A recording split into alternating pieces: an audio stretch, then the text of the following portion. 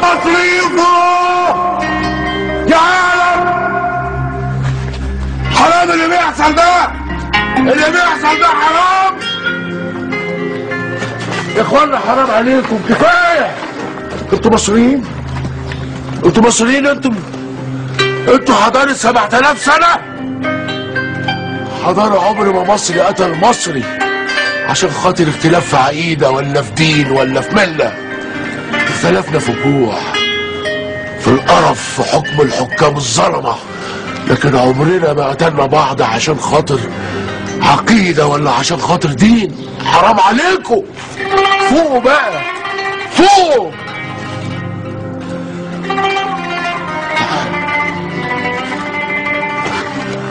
حد يقدر يقول لي دم مين ده؟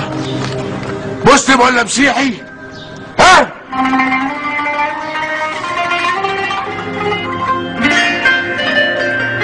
ليه بقينا بنكره بعض كده؟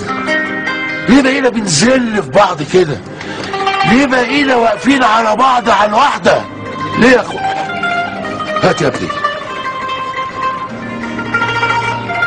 هات دي، هات، روح، تعال تعال تعال صبح، امسك امسك، اقتله.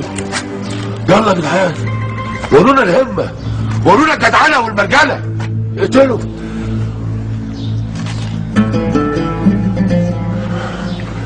اقتله، اقتل اخوك، اقتل جارك، اقتل بني ادم. مفيش دين في الدنيا يا اخوانا قال كده. حرام عليكم بقى.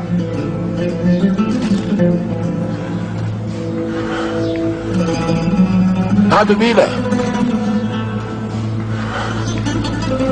يا عم مينا، احكي لهم، احكي لهم الحاره دي كان شكلها ايه؟ اقول ايه يا محفوظ؟ اقول ايه؟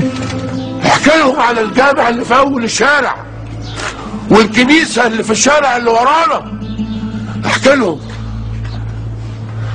احكي لهم على الحروب اللي خضناها لما كنا بنقف في الخنادق جنب بعض. ما كانش حد بيسأل العسكري اللي جنبه انت مسلم ولا مسيحي. سبيل الميه اللي في اول الشارع ما بيسألش اللي بيشرب منه انت مسلم ولا مسيحي. رغيف العيش اللي بيطلع من الفرن ده ما بيسألش اللي بياكله انت مسلم ولا مسيحي. يا اخوانا فوقوا، يا اخوانا فوق.